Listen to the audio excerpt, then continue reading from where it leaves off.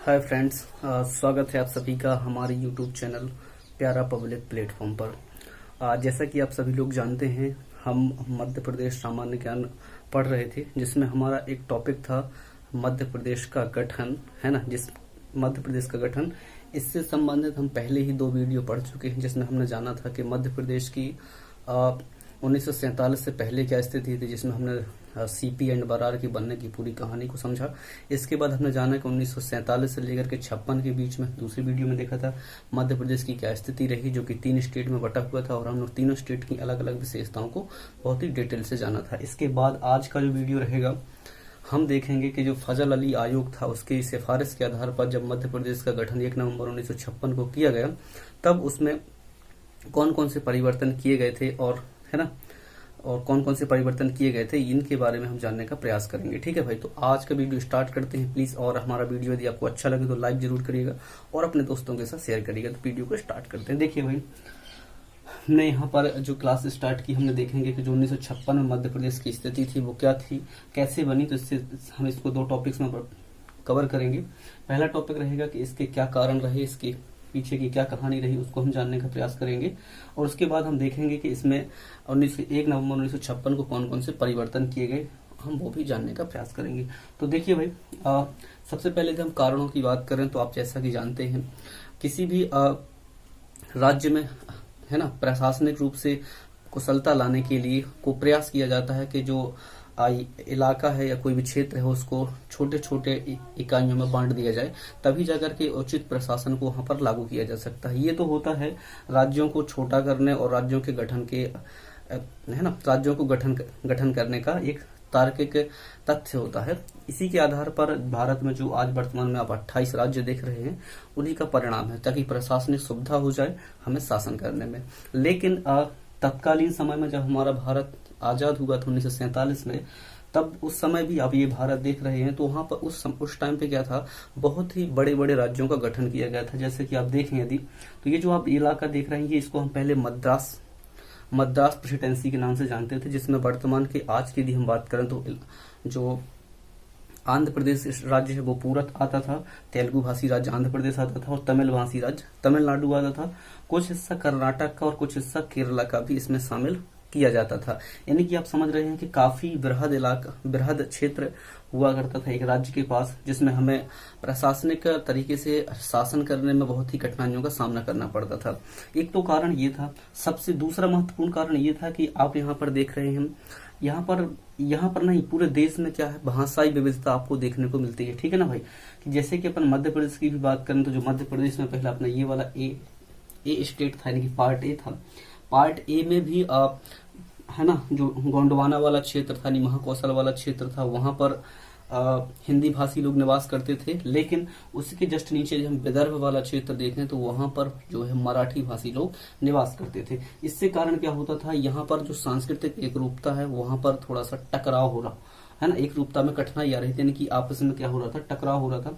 यही कहानी ठीक यहाँ पर भी थी। जो दक्षिण भारत आप देख रहे हैं, तेलुगु भाषी के जो लोग थे, तेलुगु भाषी लोग थे, वो चाहते थे कि उनके लिए एक पृथक राज्य की स्थापना कर दी जाए, है ना। और इसके चलते छोटे मोटे आंदोलन भी स्टार्टिंग से ही होने लगे थे 1947 में। तो इसी चीज को ध्यान में रखते हुए जो तत्कालीन राष्ट्रपति हैं हमारे डॉक्टर राजेंद्र प्रसाद, एक आयोग का गठन करते हैं, जिसका नाम होता है एस.के. धार आयोग। मैं भी बताने वाला हूँ कब गठन हुआ, कौन सी सिफारिश की, कौन अध्यक्ष था, ये सारी बातें। तो एक आयोग का गठन करते हैं, फिर आयोग अपनी सिफारिश देता है। इसी प्रकार से क्रम चलता रहता है ना भाई। और आगे जाकर के अंततः जो फजल अली आयोग होता है, 22 दिसंबर 1953 को इसकी स्थापना होती है, और वो राज्यों के पुनर्गठन से संबंधित सरकार को अपनी सिफारिश देता है, और उसी सिफारिशों को में कुछ परिवर्तन करके केंद्र सरकार राज्यों का गठन करती है 1 नवंबर 1956 को, जिसमें 14 राज्य और 6 केंद्र शासित प्रदेश होते हैं। तो स्टार्ट करते हैं, देखते हैं कि सबसे पहला आयोग कौन सा गठन किया गया था, कौन सा आयोग पहला गठित किया गया, और उसने कौन कौन सी सिफारिशें दी थी। ये कारण क्या थे आयोग गठित करने का, आप जान ही गए हैं, क्योंकि जो हमारा पूरा ये देश देख रहे हैं आप, चाहे यहाँ हो चाहे यहाँ कहीं पर भी हो, भाषा के आधार पर राज्यों के गठन की मांग उभरने लगी थी। तो उसी की जांच के लिए एक हमारे जो, देखिए भाई, हमारे जो राष्ट्रपति हैं डॉक्टर राजेंद्र प्रसाद, उनके द्वारा एक आयोग का गठन किया जाता है, जिसका नाम था भाई एस.के. धार आयोग। ये जो बातें हैं, थोड़ा सा मैं इसलिए कर देता हूँ ताकि आप चीजों से जुड़ पाए। तो देखिए भाई, आप इनको थोड़ा सा है ना अन्यथा ना लीजिएगा। देखिए भाई, तो स्टार्ट करते, मैंने कहा सबसे पहले जो डॉक्टर राजेंद्र प्रसाद है एक एस के धर आयोग का गठन करते हैं। इसी आयोग का दूसरा नाम होता है वो भाषाई प्रांत आयोग भी होता है, ठीक है ना भाई, भाषाई प्रांतीय आयोग इसका दूसरा नाम है। सीधे प्रश्न यहां से बन जाता है कि एस के धर आयोग, इसका पूरा नाम होता है श्याम कृष्ण धर आयोग, है ना। यदि कभी पूछ लिया जाए कि एस के धर आयोग मतलब एस के धर का पूरा नाम क्या था, तो एस के धर का पूरा नाम है श्याम कृष्ण धर, ठीक है ना भाई। और दूसरा नाम क्या है, भाषाई प्रांतीय आयोग। सीधा प्रश्न आपसे बनता है कि एस के धर आयोग का जो गठन है वो कब किया गया था, और दूसरी बात इसका संबंध किस समस्या से था। तो ये भी आपसे प्रश्न पूछे जा सकते हैं, इसलिए इन चीजों को बहुत ही महत्वपूर्ण तरीके से याद रखिएगा। देखो भाई, तो इसकी जो स्थापना होती है, देखिए भाई जो भी महत्वपूर्ण प्रश्न हम बनने वाले हैं वो हम देख लेते हैं। इसकी स्थापना होती है, देखिए भाई इसका हम कहें कि इसका जो गठन होता है वो होता है भाई 27 नवंबर 1947, ठीक है। ये क्या होता है, जो ये एस के धर जो हैं न्यायाधीश हैं, इनकी अध्यक्षता में भाषाई प्रांतीय आयोग का एक गठन होता है, जिसे बाद में एस के धर आयोग के नाम से भी जाना जाता है। 27 नवंबर 1947 को गठन होता है।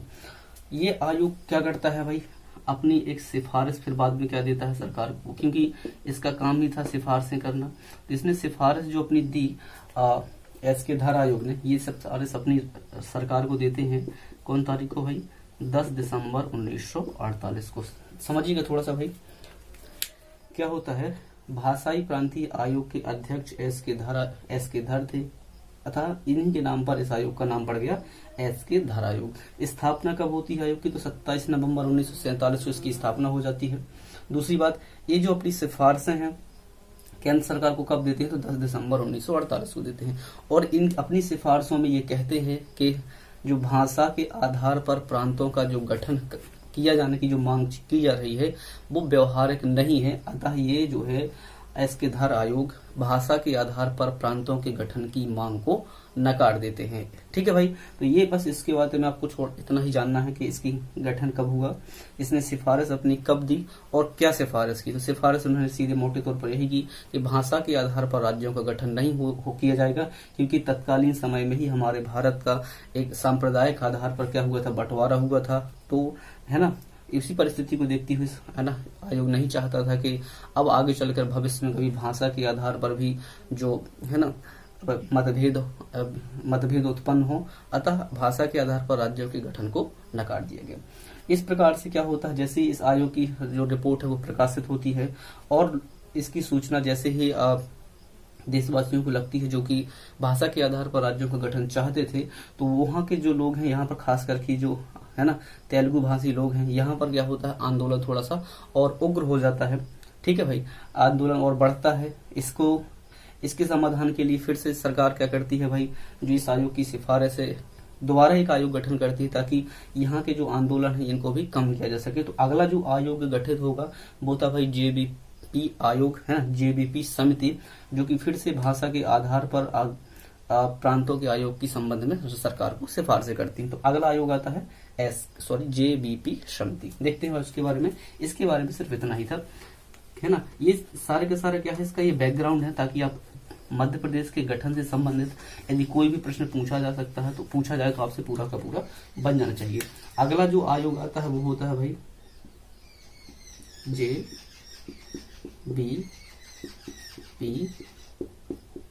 समिति।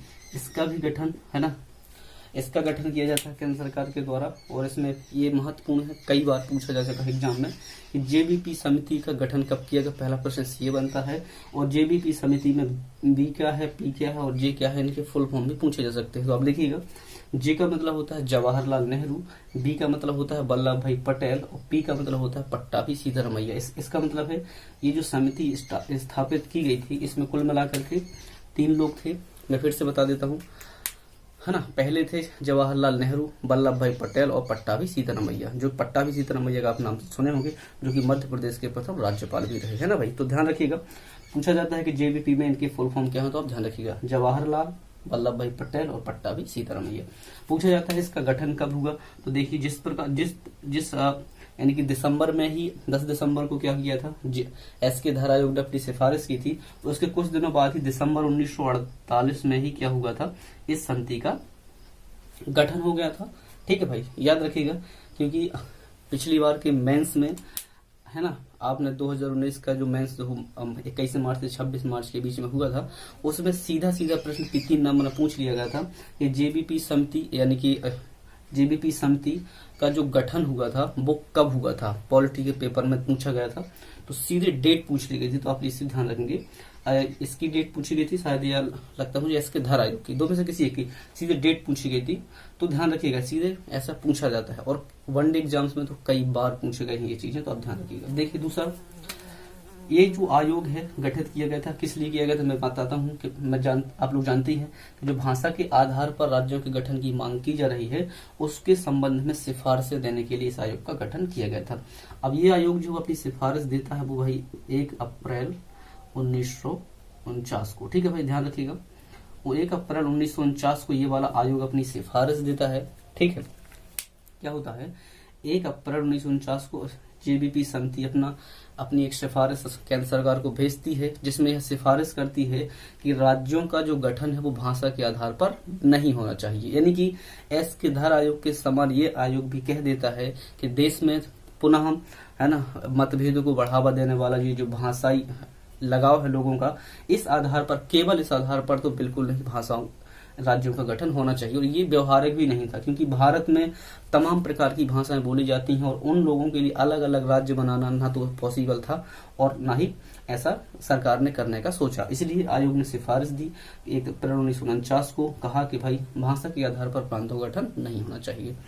जैसे ही ये मैंने बोला, जैसे ही ये जो समिति अपनी रिपोर्ट देती है, तो सबसे ज्यादा इसका तीव्र जो विरोध होता है यहाँ पर देखिएगा भाई, जो मद्रास राज्य का तत्कालीन जो तेलुगु भाषी इलाका था, आंध्र प्रदेश वाला, यहाँ पर क्या होता है, इसको आप समझ गए होंगे भाई क्या हो गया, गठन कब हुआ, सिफारिश कब दी, सिफारिश में क्या कहा। ये जो समिति की सिफारिश है, इसका जो विरोध होता है सबसे ज्यादा यहाँ पर होता है तेलुगु भाषी क्षेत्र में। एक व्यक्ति का नाम आपने सुना होगा, पोट्टी श्री रामुल्लू।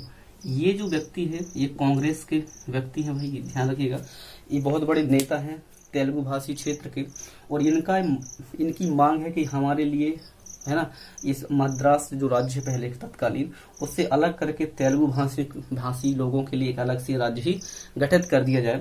लेकिन ये जैसी समिति भाषा आधार पर राज्यों के गठन को नकार देती है, तो ये जो व्यक्ति हैं ये क्या कर देते हैं, एक आमरण अनशन स्टार्ट कर देते हैं। और जो इनका जो आमरण अनशन होता है, देखिएगा भाई, 19 अक्टूबर से लेकर के 15 दिसंबर 1952, ठीक है भाई, 52 लिखा हुआ जी, देखिए ठीक, 15, देखो क्या होता है, इनने एक समिति की रिपोर्ट के विरोध में अनशन स्टार्ट किया 19 अक्टूबर 1952 से लेकर के 15 दिसंबर 1952 तक ये आमरण अनशन करते हैं। और अंततः देखिए भाई 58वें दिन, ठीक है भाई, 58वें दिन इनकी क्या हो जाती है भाई, मृत्यु हो जाती है। समझते हैं क्या होता है। देखो मैंने कहा कि जो सरकार द्वारा ये समिति बनाई गई थी दिसंबर 1948 में, इसकी रिपोर्ट प्रकाशित होती है 1 अप्रैल 1949 को, इनकी अपनी रिपोर्ट सरकार को सौंपते हैं।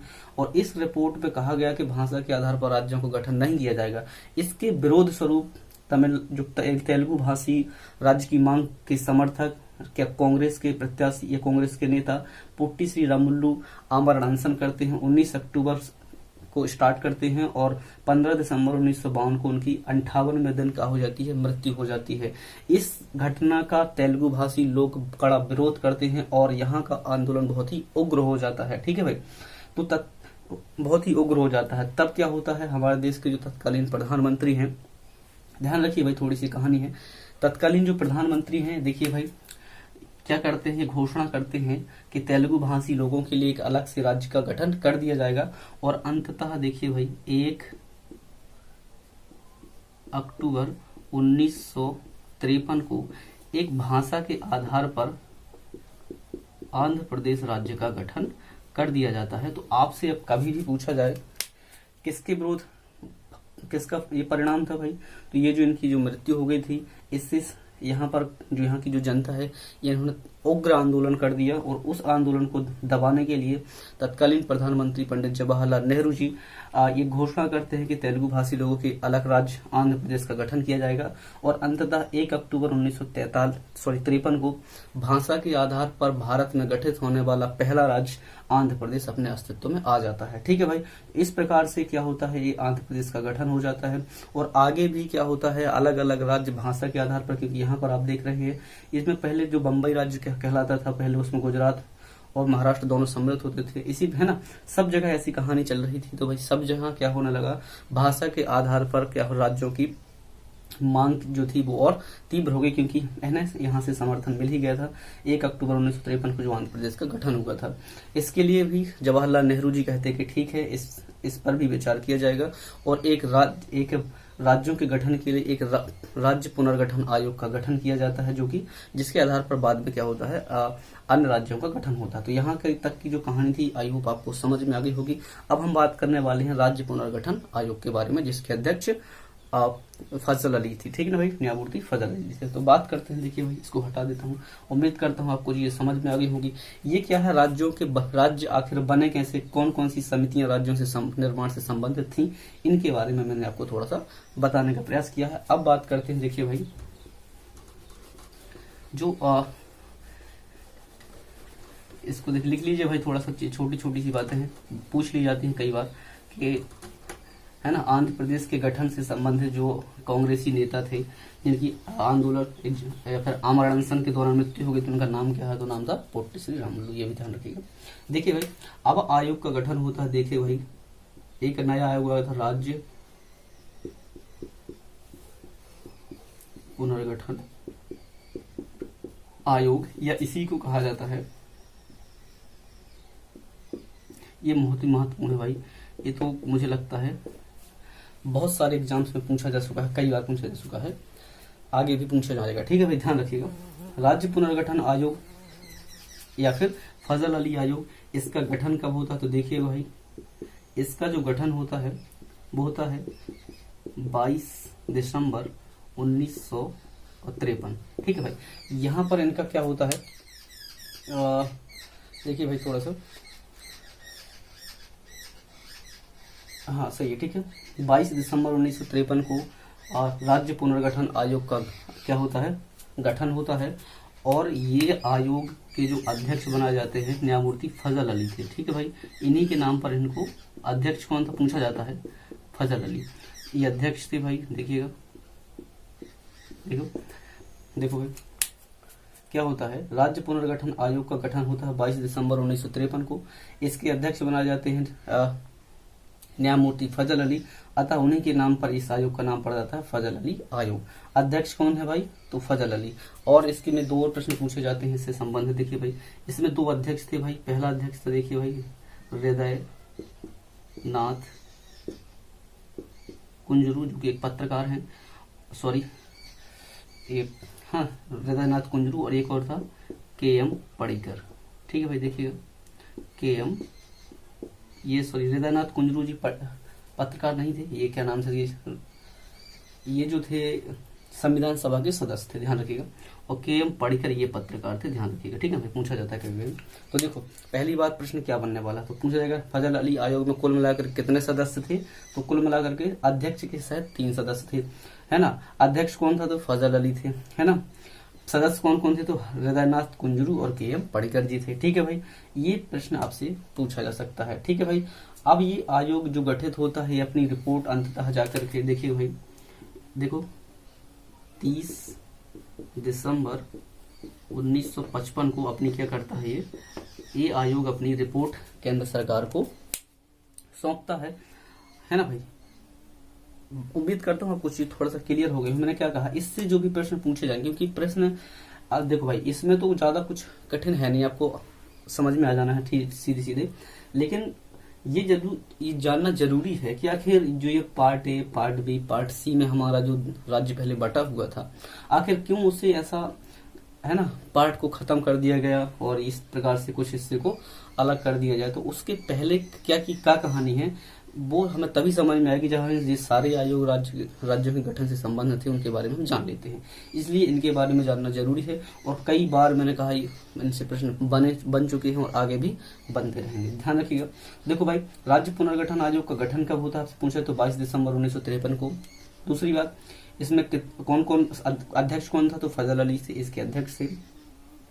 और दूसरा बात न्यायमूर्ति फजल अली, उसके बाद अध्यक्ष कौन कौन था तो हृदयनाथ कुंजरू और के एम पडिक्कर। ठीक है भाई, ये लोग इसके क्या थे भाई, अध्यक्ष थे। ये रिपोर्ट कब अपनी सरकार को देते हैं पूछा जाता है तो 30 दिसंबर 1955 को अपनी रिपोर्ट देते हैं। और रिपोर्ट में ये लोग कहते हैं, आप लोग लिख लीजिएगा, मैं बोल देता हूँ क्योंकि यहाँ पर इनकी रिपोर्ट की सिफारिश इंपोर्टेंट नहीं है लेकिन फिर भी मैं बोल देता हूँ। ये लोग जो है, ये आयोग जो अपनी सिफारिश देता है कहता है कि देखो भाई, भाषा के आधार पर, केवल भाषा के आधार पर राज्यों का गठन करना तो अव्यवहारिक है, लेकिन फिर भी राज्यों को गठन करते समय हमें भाषाई और सांस्कृतिक एकता को ध्यान में रखना होगा। यानी कि केवल भाषा के आधार पर राज्यों के गठन को इस आयोग ने भी नकार दिया, लेकिन उन्होंने एक सिफारिश की, कहा कि है ना जहां तक संभव हो प्रशासनिक, वित्तीय और राष्ट्रीय सुरक्षा के मुद्दे पर राष्ट्रीय सुरक्षा को ध्यान में रखते हुए ही राज्यों का गठन किया जाए, लेकिन इसके साथ ही साथ जो भाषाई और सांस्कृतिक एक रूपता है उसको भी बनाए रखा जाए। तो इस प्रकार से ये आयोग अपनी सिफारिश करता है और ये आयोग अपनी सिफारिश में 16 राज्यों और 3 केंद्र शासित प्रदेशों की मांग करता है, ये अपनी रिपोर्ट में कहते हैं। लेकिन केंद्र सरकार क्या करती है, इसमें कुछ परिवर्तन करके 14 राज्य और 6 केंद्र शासित प्रदेशों का गठन कर देती है 1 नवंबर 1949 को। ये बात आपको ध्यान रखना है, कुछ परिवर्तन करके, क्योंकि ये वाला जो सिस्टम है राज्य पुनर्गठन आयोग ने सिफारिश की है कि भाई जो राज्य में जो पहले ए और बी और सी डी इस तरीके से जो राज्यों का वर्गीकरण है, इस वर्गीकरण को अब समाप्त कर देना चाहिए और राज्यों को एक स्वायत्त इकाई के रूप में निर्मित कर देना चाहिए। ठीक है ना, ताकि प्रशासनिक सुविधा की दृष्टि से और जो विकास की प्रक्रिया है उसको में तीव्रता लाई जा सके। तो आई होप आपको फजल अली आयोग से संबंधित जो भी महत्वपूर्ण सिफारिशें थी मैंने वो बता दी, और इसमें कौन अध्यक्ष कौन सदस्य था और कितने कब रिपोर्ट दी, कब गठन किया थी, ये सारी बातें आपसे पूछी जा सकती है, इसलिए प्लीज इसको याद रखिएगा। अब हम बात करते हैं, मैंने कहा ना इसने जो सिफारिश दी थी इसी के आधार पर अब गठन होता है। तो उसी गठन, जब 14 जो राज्य गठित होते हैं उन्हीं राज्यों में से एक हमारा था एक मध्य प्रदेश, जो कि 1 नवंबर 1956 को अपने नए स्वरूप में अस्तित्व में आता है। तो ठीक है भाई, आई होप आपको चीजें थोड़ा सा क्लियर होंगी। अब हम बात करते हैं कि जब 1 नवंबर 1956 को इसमें कौन कौन से परिवर्तन किए गए और है ना तब जाकर के इसका गठन किया जाता है। तो अब स्टार्ट करते हैं। देखिए भाई, इसको प्लीज याद रखिएगा क्योंकि इससे कई बार प्रश्न पूछे जाने की संभावना बनी रहती है, क्योंकि ये बहुत ही महत्वपूर्ण आयोग था। सोचिए, इसकी सिफारिश के बाद ही जो है ना संविधान में ABCD की जो व्यवस्था राज्यों में की गई थी उसको समाप्त कर दिया जाता है। 7वां संविधान, देखो भाई इससे रिलेटेड पूछा भी जाता है, ये भी ध्यान रखिएगा। इस आयोग की सिफारिशों के बाद ही सरकार क्या करती है, 7वां संविधान संशोधन अधिनियम 1956 ये पारित करती है और इसी के आधार पर देश में 14 राज्य और 6 केंद्र शासित प्रदेशों का गठन किया जाता है। इसलिए और राज्यों की ABCD वाली जो व्यवस्था है उसको समाप्त कर दिया जाता है। तो ये सीधा प्रश्न भी पूछा जा सकता है कि किस अधिनियम के तहत मध्य प्रदेश का गठन किया गया था। तो एक है ना 7वां संविधान संशोधन अधिनियम 1956 के तहत। ठीक है भाई, अब सबसे इम्पोर्टेंट हम बात करने वाले हैं कि आखिर इनमें कौन कौन से परिवर्तन करके मध्य प्रदेश बनाया गया था। ठीक है, बस थोड़ा सा छोटा सा टॉपिक है, खत्म हो जाएगा। देखिए भाई, तो परिवर्तन वाला देख लीजिए। अब इसको देखो मैं हटा देता हूँ, इसकी हमें जरूरत नहीं है भाई। देखिए समझते हैं बात को। देखो भाई, होता क्या है, परिवर्तन को हम देखने को पहले देखते हैं हम ये हमारा जो पार्ट ए है ये वाला, इसमें कौन कौन से परिवर्तन होते हैं ये हम देख लेते हैं। ठीक है भाई, तो देखिए भाई, ये जो आप इलाका देख रहे हैं ये वाला इलाका जो है ये वाला, ठीक है, ये वाला इलाका इतना, इस इलाका को कहते हैं विदर्भ। ठीक है भाई, विदर्भ इसका मतलब ये जो इलाका है ये मराठी भाषी है। ठीक है भाई, तो हमने बताया ना आयोग की सिफारिश में कह दिया गया था कि सांस्कृतिक और भाषा एक रूपता को बल दिया जाएगा, तो उसी को ध्यान में रखते हुए क्योंकि यहाँ के भाषी मराठी भाषी हो रहे हैं, पूरे मध्य प्रदेश में हिंदी भाषी लोग हैं, है ना, तो इसको में अलग कर दिया गया।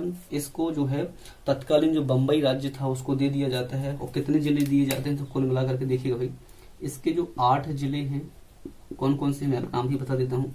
8 जिले होते हैं जो इसके ये विदर्भ वाले क्षेत्र के, ये तत्कालीन बम्बई राज्य को दे दिए जाते हैं। अब सबसे इम्पोर्टेंट बात, इन जिलों के आपसे नाम पूछेगा। देखो कुछ परिवर्तन पार्ट बी में भी हुए हैं, है ना भाई। सुनील टप्पा और मंदसौर की जो मंदसौर वाला, ये भी हम आपको बताने वाले हैं, लेकिन थोड़ा सा यहाँ पर पेशेंस बनाइएगा, क्योंकि यहाँ से प्रश्न पूछा जाएगा कि निम्नलिखित में से कौन सा जिला, है ना, 1 नवंबर 1956 को महाराष्ट्र को नहीं दिया गया था, या है ना, इस तरीके से प्रश्न पूछे जाते हैं। कुल मिलाकर कितने जिले दिए गए थे, तो 8 जिले। अब इनके नाम देख लीजिए भाई, इसको मैं हटा देता हूँ। देखिएगा कौन कौन से वो जिले थे भाई, तो देखिएगा सबसे पहले आप ध्यान रखिएगा, एक तो नागपुर दिया गया, है ना, नागपुर हो गया। दूसरा देखिएगा और कौन सा, नागपुर के बाद देखो भाई एक हो गया चांदा, दूसरा बुल्ढाना, और देखिए यवतमाल, और देखिए भाई यवतमाल हो गया। दूसरा देखिए भाई वर्धा हो गया। 1 2 3 4 5 और कौन से थे, देखो भाई भंडारा, और नागपुर, चांदा, बुल्ढाना, यवतमाल, भंडारा और अमरावती, और एक और जिला था कोई, देखो 2 2 4 2 6 1 7 हो गए। एक और कोई जिला था, देखते हैं भाई थोड़ा सा, देखिए भाई नागपुर, गिन लीजिए थोड़ा सा। 8 जिले थे, नागपुर, चांदा, बुल्ढाना, यवतमाल, वर्धा, भंडारा, अमरावती और सॉरी एक और है अकोला। ठीक है भाई, तो ये राज्य है आपसे जो पूछे, सब जिले हैं जो कि पार्ट ए से अलग करके किसको दे दिए जाते हैं भाई, महाराष्ट्र राज्य को दे दिए जाते हैं, और पूरा का पूरा जो पार्ट ए वाला जो हिस्सा है वो मध्य प्रदेश में मिला दिया जाता है। ठीक है, आई होप आपको चीजें क्लियर हो गई होंगी।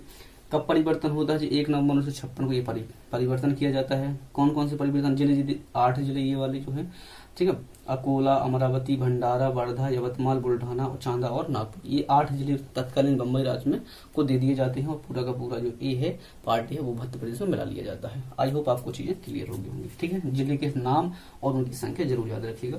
अब हम बात करते हैं कि पार्ट जो बी था हमारा, उसमें क्या क्या परिवर्तन किए गए थे, क्योंकि यहाँ से भी प्रश्न पूछा जाता है। देखो भाई, आई होप आपको चीजें थोड़ा सा क्लियर हो गई होंगे, और प्लीज यदि आपको हमारा ये प्रयास अच्छा लग रहा है ना, थोड़ा बहुत आपके लिए हेल्पफुल हो रहा है, तो प्लीज थोड़ा सा वीडियो को लाइक जरूर करिएगा और दोस्तों तक शेयर करिए, क्योंकि इससे हमें बहुत ही एनर्जी प्राप्त होती है। ठीक है भाई, देखिएगा आगे देखते हैं थोड़ा सा। अब बात करते हैं पार्ट बी में क्या क्या परिवर्तन हुए। तो देखिए यहाँ पर 2 चीजों का परिवर्तन होता है, मैं यहाँ पर आपको बता देता हूँ। यहाँ पर आप ये देख रहे हैं, यहाँ पर मंदसौर, क्योंकि पहले मंदसौर यहाँ पर एक जिला था, देखिए भाई मंदसौर, और यहाँ पर क्या परिवर्तन होता है, मंदसौर जिले में एक तहसील है भाई, देखो यहाँ पर भानपुरा तहसील का एक क्षेत्र है भाई सुनील टप्पा। देखिए भाई बस छोटा सा परिवर्तन है, सुनील टप्पा। ये क्या होता है समझिएगा, मध्य प्रदेश के जो मंदसौर वाला इलाका था, जो पार्ट बी का भाग था पहले, तो मंदसौर जिले की एक भानपुरा तहसील है, भानपुरा तहसील के सुनील टप्पा क्षेत्र को दे दिया जाता है किसे भाई, राजस्थान को। ठीक है भाई, ये ध्यान रखिएगा, राजस्थान को सौंप दिया जाता है, ये आप चीज याद रखेंगे। समझ गए भाई, क्या ये पहला परिवर्तन क्या हुआ पार्ट बी में, कि मध्य प्रदेश के मंदसौर जिले की जो भानपुरा तहसील है उसके सुनील टप्पा को राजस्थान को दे दिया जाता है, और बाकी हिस्सा मध्य प्रदेश में मिला लिया जाता है, मंदसौर वाला। ठीक है भाई, ये बात क्लियर होगी आपको। दूसरा जो परिवर्तन होता है यहाँ पर देखिएगा भाई, यहाँ पर एक जिला पड़ता है राजस्थान का, और उसका नाम है भाई कोटा, नाम सुना होगा सबने, कोटा, और इसकी एक तहसील थी, वो थी भाई सिरोंज। यहाँ पर लिख देता हूँ, देखिए क्या होता है, जो सिरोंज तहसील है राजस्थान के कोटा जिले की, ठीक है भाई, राजस्थान के कोटा जिले की, इसको मध्य प्रदेश के विदिशा में शामिल कर दिया जाता है। ये एक परिवर्तन होता है, बहुत महत्वपूर्ण। ठीक है भाई, समझते हैं क्या होता है। अब जो देखो मंदसौर जिले के जो सुनील टप्पा, इसे तो राजस्थान को दे दिया जाता है, सिर्फ अपने सुनील टप्पा क्षेत्र दिया था, लेकिन यहाँ पर जो राजस्थान के कोटा जिले की पूरी तहसील जो है सिरोंज तहसील, उसको हम मध्य प्रदेश के विदिशा जिले में शामिल कर लेते हैं। सीधा प्रश्न यहाँ से बन चुका है कि जो सिरोंज वाला तहसील थी कोटा जिले की, उसको किस जिले में शामिल किया गया था, तो विदिशा जिले में शामिल किया गया था भाई, ये ध्यान रखिएगा। यहाँ पर पड़ता है हमारा ये विदिशा जिला, है ना, तो सीधे प्रश्न बनता है, इसलिए मैं आपसे आशा करता हूँ आप इस चीजों को याद रखेंगे। इसके बाद आज का जो पार्ट जो सी था, इसमें कोई परिवर्तन नहीं किया गया, इसको सीधा का सीधा ज्यों का त्यों क्या कर लिया गया, जो मध्य प्रदेश 1 नवंबर को गठित हुआ उसमें मिला लिया गया। तो वर्तमान स्थिति इससे इस वाली व्यवस्था को खत्म करके अब ये नई व्यवस्था हमारे मध्य प्रदेश में 1 नवंबर को बना दी जाती है, जो कि आगे चल करके 1 नवंबर 2000 तक बनी रहती है। और 2000 को क्या होता है, ये वाला जो इलाका आप देख रहे हैं एशियन डॉट वाला, ये छत्तीसगढ़ भी हमसे अलग हो जाता है। तो इसकी कहानी भी हम आगे वाले वीडियो में आने वाले वीडियो में देखेंगे, लेकिन आज के लिए सिर्फ हम इतना ही करते हैं, क्योंकि आपको चीजें थोड़ा सा, मैं उम्मीद करता हूँ चीजें समझ में आई होंगी। वीडियो ज्यादा लंबा नहीं करेंगे। अगला जो वीडियो होगा हम देखेंगे जो मध्य प्रदेश का जो आंतरिक पुनर्गठन होगा, यानी कौन सा जिला कब बना, और मध्य प्रदेश में ये जो क्या नाम से इसका छत्तीसगढ़ है किस तरीके से अलग हो जाता है, कितने जिले बचते हैं उस टाइम पे। वर्तमान में आप यहाँ पर देख रहे हैं 1 नवंबर 1956 के टाइम पे हमारे पास 13, देखिए भाई ये भी पूछा जा सकता है आपसे, फैक्ट है, देखिएगा 2-3 फैक्ट से देख लीजिएगा। 1 नवंबर 1956 की स्थिति में हमारे पास 43 जिले हैं, पूछा जाता है 43 जिले हैं, और कुल मिलाकर के 9 संभाग हैं, ये पूछा जा सकता है। दूसरा पूछा जा सकता है जो मध्य प्रदेश का प्रथम बार गठन हुआ तो उसके जो प्रथम मुख्यमंत्री बने वो कौन बने, ये भी देखिए फैक्ट है थोड़े से। प्रथम मुख्यमंत्री बने तो पंडित रविशंकर शुक्ल जी को बनाया गया था, ये भी आप लोग जानते हैं काफी लोग। देखिए भाई फिर भी बता देता हूँ, रविशंकर शुक्ल। और इसके जो प्रथम राज्यपाल बनाए गए थे, मैंने बता दिया था, जो राज्यपाल थे भाई देखिएगा, राज्यपाल बनते हैं वो थे पट्टाभी सीता रमैया। ठीक है भाई, तो ये इस प्रकार से 2-3 फैक्ट है जो आपको याद रखना है कि जो 1 नवंबर 1956 को मध्य प्रदेश का गठन हुआ उसमें कुल मिलाकर कितने जिले थे, तो 43 जिले थे। संभाग कितने थे, तो 9 संभाग थे। प्रथम मुख्यमंत्री किसे बनाया गया, तो रविशंकर शुक्ल जी को, और राज्यपाल किसे बनाया गया, तो पट्टाभी सीता रमैया को। इसके बाद जो भी आगे जिलों का गठन होगा उसके बारे में हम अगले वीडियो में देखने वाले। तो प्लीज आज के लिए इतना ही। फिर से मैं आपसे एक बार दोबारा बोल देता हूँ, है ना, वीडियो को मैंने कहा थोड़ा भी हेल्पफुल लगता है तो आप लाइक जरूर करिएगा, और दोस्तों के साथ में शेयर करिए प्लीज, और हमारे चैनल को सब्सक्राइब करिए ताकि आपको हमारे द्वारा जो जानकारी दी जा रही है उसका नोटिफिकेशन सबसे पहले आप तक पहुंचे। तो आज के लिए सिर्फ इतना ही, धन्यवाद।